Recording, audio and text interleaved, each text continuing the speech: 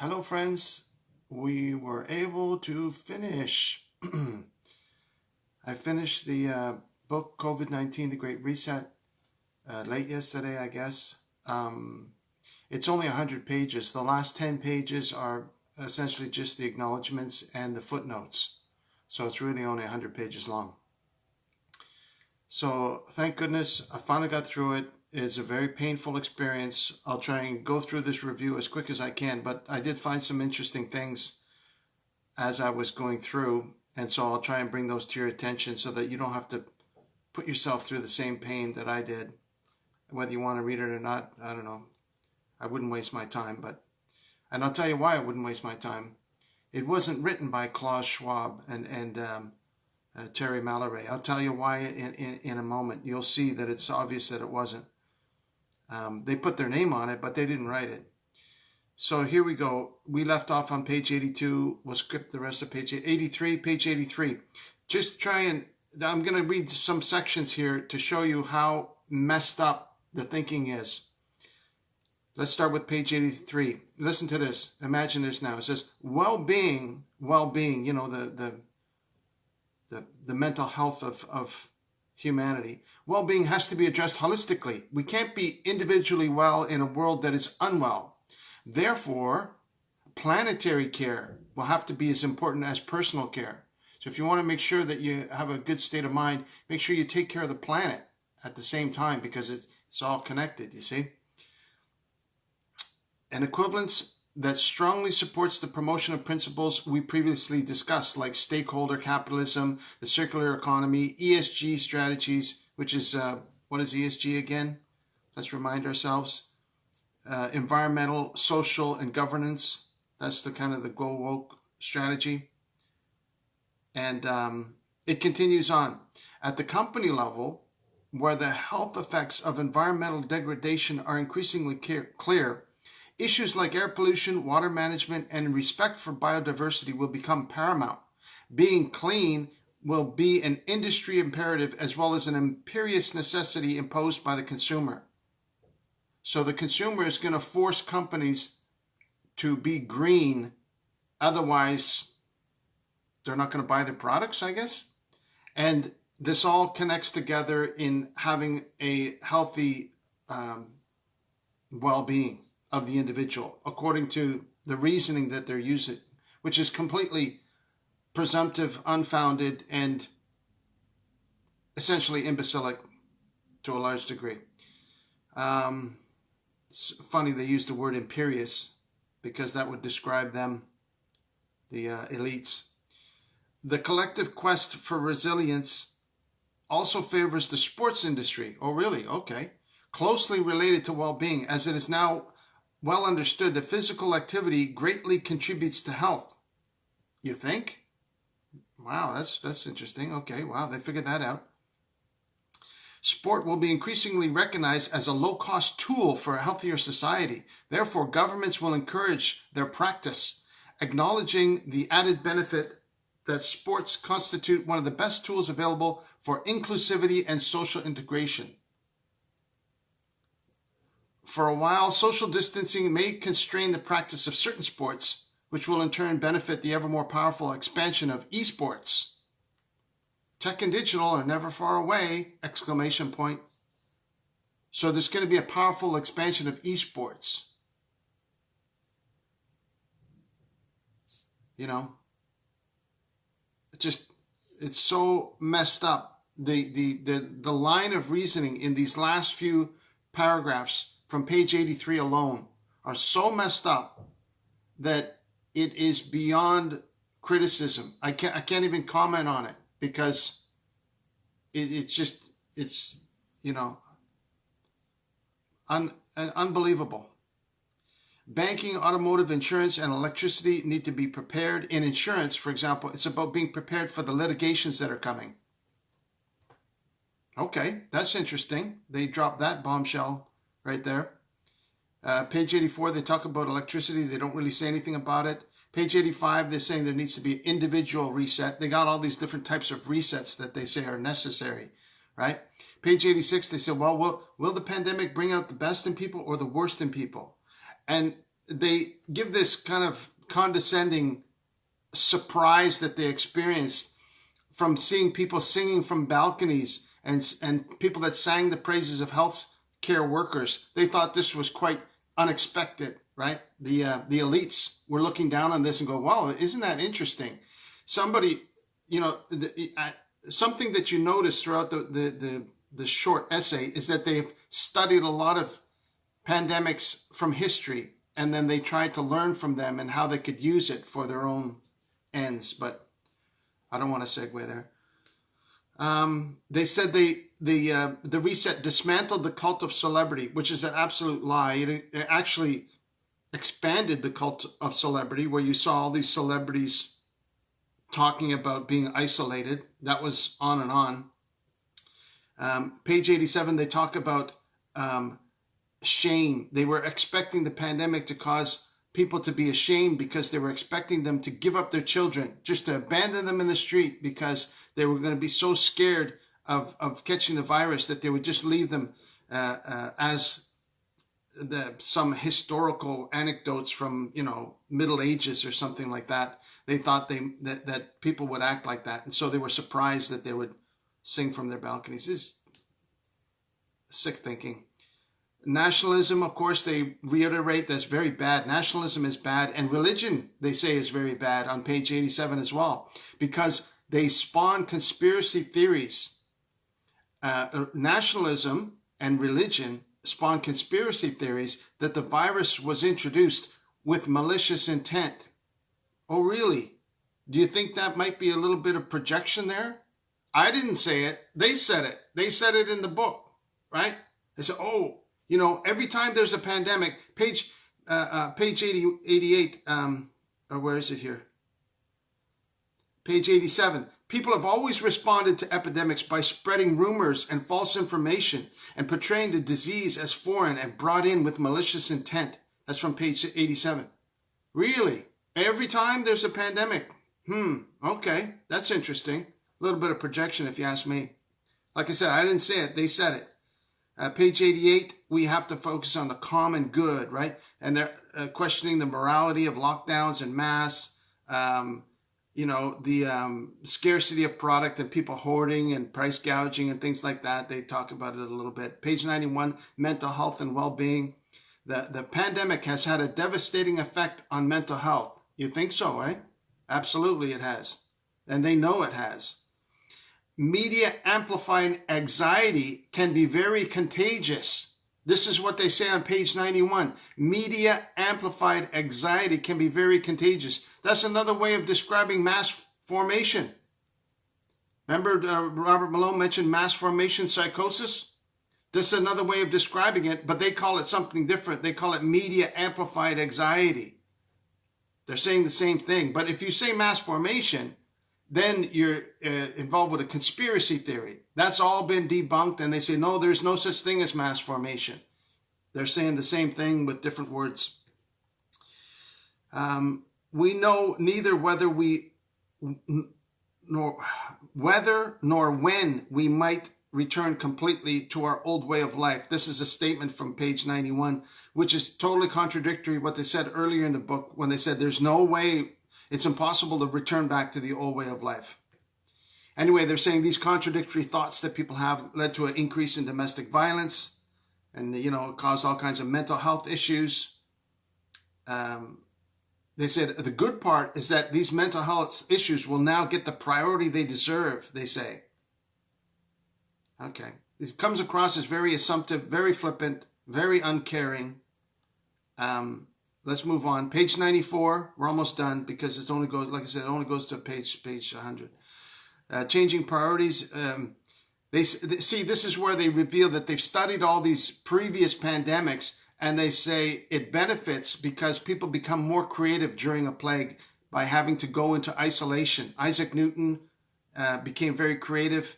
1593, Shakespeare became very creative, and then he wrote a bunch of plays in 1606.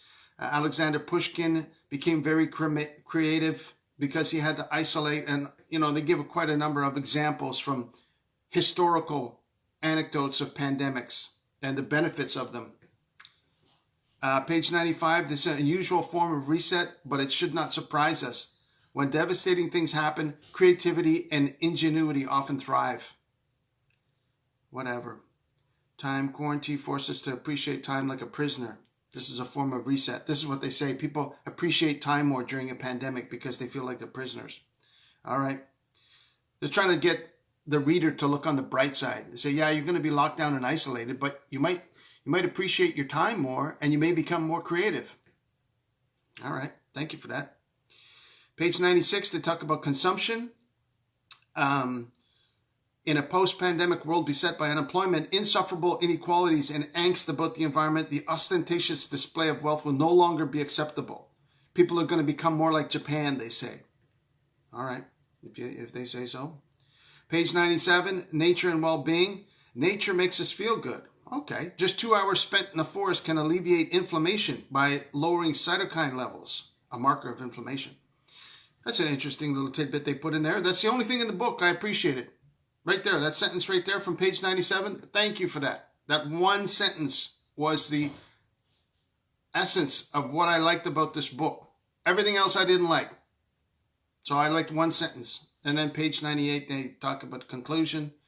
And it's funny because look at, this is where they tipped their hand again. I said it wasn't written by Klaus Schwab. And page 98, in the conclusion, they give a quote. They say the pandemic gives us a chance. It represents, in quotes, represents a rare but narrow window of opportunity to reflect, reimagine, and reset our world. And they put a footnote there and they say, this was spoken by Klaus Schwab. And the footnote goes to a World Economic Forum video on Facebook. So the writers of this book say, oh, here's a good quote to conclude everything. Is that this is what Klaus Schwab said. The guy's name is on as the first author of the book. You don't write a book and then quote yourself in the third person. It's obvious he didn't write any of it, not a stitch of it, because they take one single quote that he said in public and they insert it in the book as part of the conclusion. And I'll prove it to you in a second here. There's a bunch of other stuff. It gets ridiculous here in the conclusion because here they say the reset is about making the world less divisive, less polluting, less destructive, more inclusive, more equitable than it was before. And the reason why we know this is true because of what happened with George Floyd. That's their leap, right? The George Floyd protests, the widespread social unrest that took place reflect the urgent necessity to embark on the Great Reset. By connecting an epidemiological risk, COVID-19, with a societal risk, the protest, they made it clear, they being the protesters, that in today's world, it's the systemic connectivity between risk, issues, challenges, blah, blah, blah, blah, blah, because racism. Do you see why they allow these type of protests and not other types of protests? They have a specific saying, oh, these protests support our cause because they reinforce the Great Reset. They reinforce what we're doing, what we're dictating globally, because they're connected together. Climate change, racism, Great Reset. Don't ask me. The mental gymnastics to put all that together, they're the smart ones. They're the elites. And this is what they think all goes together to make sense, to achieve what they're trying to achieve. Now, a lot of what they're trying to achieve is absolutely not talked about in this book, except only very tangentially on a couple of brief occasions. And that is, of course, this, right? This is what the crux of what they were trying to accomplish on a global basis. And that's not talked about. This is all talking about the groundwork. All these issues, racism, protests, climate change, environmental, social governance, stakeholder capitalism, all these buzzwords. Because if you're against any of them, they can pull the racism card and say, oh, you don't support climate change? Oh, you're racist. You don't support the Great Reset? Oh, you must be racist then. And now they've even introduced this new term called unconscious racism. so they can call you racist because you don't know that you're racist. How's that for a trump card? You know, they've got you coming and going. How can you argue against that? Because if somebody calls you racist, say, oh, you're unconsciously racist because you don't know that you're racist. So I'm not even going to comment on that because it's so illogical, unfounded, presumptive, malicious, and borderline. It's the speaking of a lunatic is what it is, right? So let me just skip down here. What else are they talking about? They talk about some figures. Actually, they said it's the corona crisis has killed less than 0.006% of the world population, and they compared that to the Spanish flu that killed 2.7% of the population, and HIV/AIDS that killed 0.6%, and they compare some historical numbers there about, you know, the Black Plague killing like 30% of the population, stuff like that. The absolute prerequisite for a proper reset is greater collaboration and cooperation between countries. Again, they repeat this global cooperation, and anything to do with nationalism is bad. So if you're proud of your own country, you're proud of your own flag, that's against the Great Reset. That's against this global effort to get everybody to cooperate to implement all these reset changes, which again, it goes without saying that what's a big part of the whole reset? That, right? Which is not addressed in this book, and I'm not going to mention that word. So they're saying that I'm not going to continue with some of these things because they're nonsensical, and it's just going to be a waste of your time. So, but I wanted to bring to your attention something very interesting before I finish, and that is the acknowledgments, right? The authors would like to thank Marianne Malleret, obviously the wife of Thierry Malleret, for her invaluable contribution to the manuscript, and thanks to Hilda Schwab for acting as a critical reader.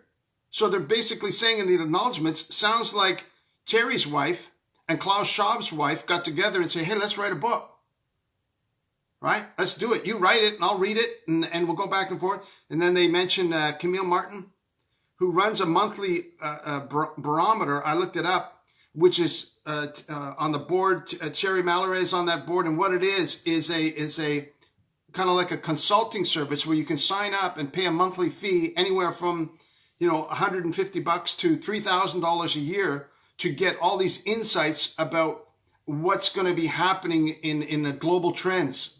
Well, how do they know? Because all their friends are on the World Economic Forum. And so they offer this service. This is called the monthly barometer. And Camille Martin is a part of that. And she provided research assistance. So she researched what a lot of the stuff they talked about for this essay. And you can see that she's on that list of groups. She looks like under the age of 25 or something. I mean, you know. And Fabien Stassin, that's a person who runs a editing service. They did not a great job of editing, but they got rid of most of the spelling mistakes and what have you, and probably a lot of translation from German or Swedish or whatever the original language might have been, French to English, and probably translated in different languages, what have you. And the many colleagues, they acknowledged the many colleagues at the World Economic Forum who advised on, read, reviewed, formatted, designed, published, and promoted this book. They include colleagues from all over the world: San Francisco, New York, Geneva, Beijing, Tokyo, blah, blah, blah. All these people helped contribute with feedback and blah, blah, blah.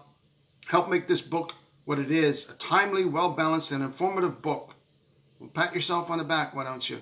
The most important public health challenge in a century that the world continues to face, and ways to address it and alleviate its impact going forward. And then it's signed Klaus Schwab and Thierry Malleret. They didn't write the book. They put their name on it because it's selling gazillions of copies. It's a top seller on Amazon.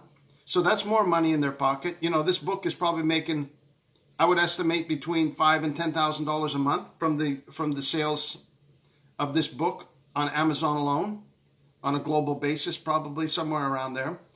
And so good for them. But it's a sham. It's a horribly thought out, infantile, illogical, you know, it's one of these woke ideological essays where they're saying, because of this, oh, racism. Because of this, oh, we gotta have because climate change. And the logical reasoning behind it are not supported with anything other than their own made up information. They say, oh, because of this, we've got to reset that, we've got to reset that. By the time you finish reading this, you haven't learned anything. You've just gotten, all it is an opinion from somebody probably under the age of 30 who's using all these current buzzwords about what's important to them and how they're going to fix the world and how they're going to save the planet and all that. And meanwhile, it's a condescending, presentation of their ideas about how they're trying to explain everything to their benefit, essentially, is what it is. It's a total waste of time. A total waste of time. It's not insightful. It's not helpful. It's opinionated, unfounded, reckless, and I'm pretty sure that I've wasted a lot of my time by reading it. But I found it a necessity because of what the world is going through right now, and I guess I can be thankful that I never have to read it again. I'm thankful I didn't. This sells for $19.99 on Amazon. At least I'm thankful I didn't pay for it. Somebody offered it for free as a free download. I think Robert Malone did. And so I think they're also giving it away. I'm assuming that this is from a legitimate website. It's not some kind of, they're allowing people to have it for free. So that's the only good thing, is that I didn't have to pay for it. Thank God for that. That would have added insult to injury. So let me close this PDF. Thank goodness I don't have to read that anymore. So I finished that kind of ahead of schedule. I'm not sure what I'm going to be doing. I'll save these notes in case I ever need them again. I took 11 pages of notes, about 4,000 words of notes. So I'm pretty proud of myself, because I like that helps me to understand what I'm reading. If I'm reading something, I always want to take notes on it. I used to do it in the book itself with a pen, but now when it's digital format, I'll just open up Microsoft Word and take notes as I go. And so I'll just save that and file that in some circular file somewhere where I hope I don't have to access it anymore. And then I'll try and find something else to keep me busy for the rest of the week.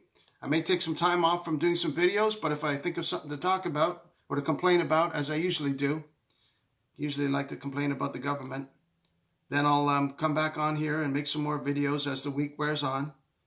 Today is Tuesday, May the 10th, 2022. I hope you're having a great day. I hope you're doing well. I hope you're learning, becoming stronger and happier.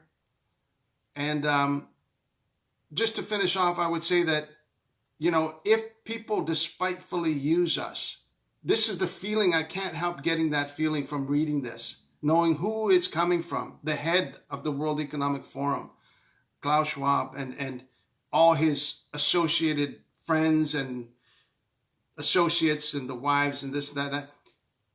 If I get the feeling that I'm being despitefully used, I should be praying for those people that somehow have taken advantage of not just my freedom, but taken advantage of all of the dictates of society.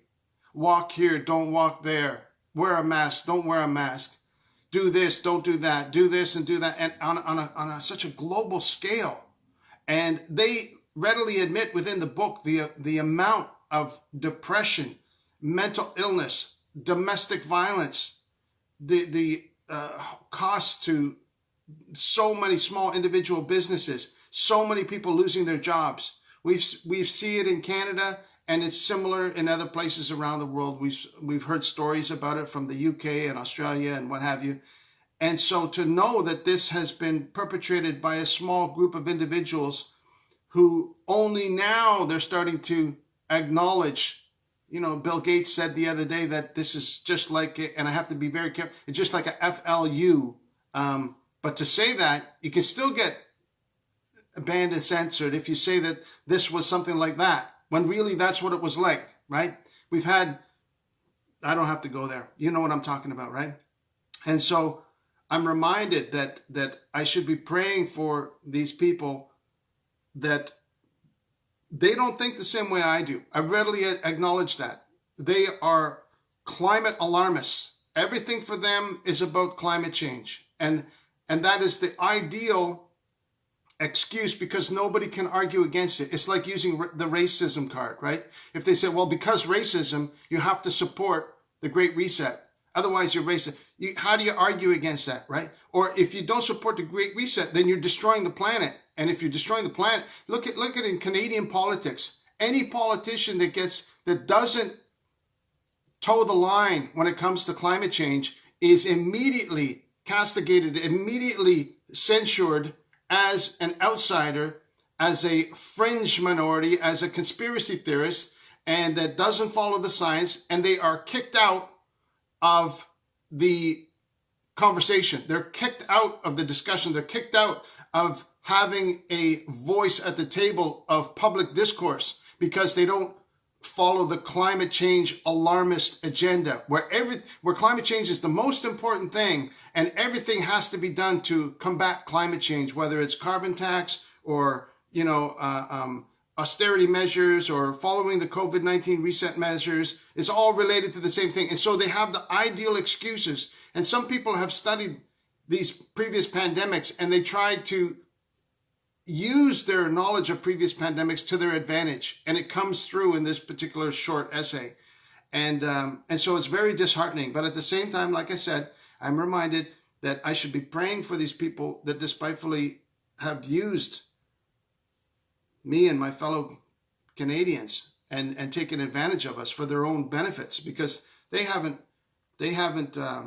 suffered during this pandemic. The wealth of the richest people has increased. Needless to mention the wealth of any of those countries that have supplied all these governments with these things, right? And that was just immediately necessary, so quickly. See how fast it was quick. We have to get millions and millions and millions. And now they're building a plant in Montreal to have millions and millions produced every year, 100 million every year.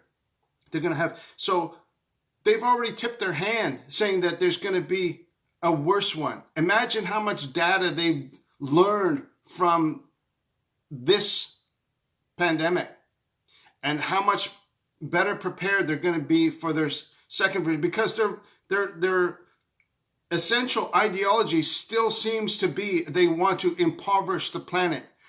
A lot of these people are descended from the aristocracy of France. They live in the most beautiful parts of France. They're descended from the aristocrats. They want to return to that gilded age of aristocracy.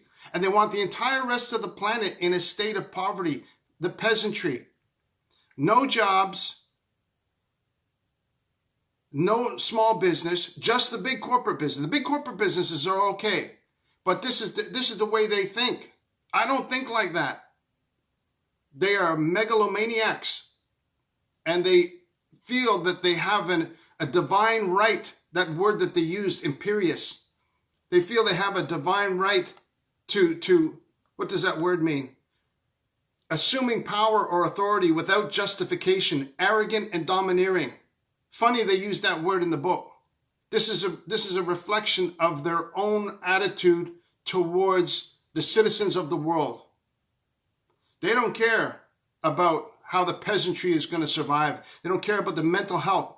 They find it amusing to see the reactions of people when they're locked down. And if I didn't have a solid faith in my Creator, I'd get very upset by reading this book. But I don't let it upset me, because I know that God is in control. I know I should pray for these people, that their eyes and minds would be open to the sovereignty of God, that He cares about His creation, that He has created this reality for us, and He wants to bring many sons to glory. I'll leave it to that. So anyway, thank you so much for watching. Sorry I went on for so long. I'll try and find something else to sink my teeth into. Oh, and I did pre-order that book that was recommended by Robert Malone. If you're not on his email list, you might want to get his email. He's got some really good stuff that comes out. So I pre-ordered that book. It's supposed to be coming out in June. and maybe I'll take a break from these videos. But if I think of something to talk about, or if you want me to talk about something, leave a comment, and I'll look it up. Thanks a lot. Have a blessed day. God bless you. Take care now. I love you very much. Thank you for watching. Bye-bye now.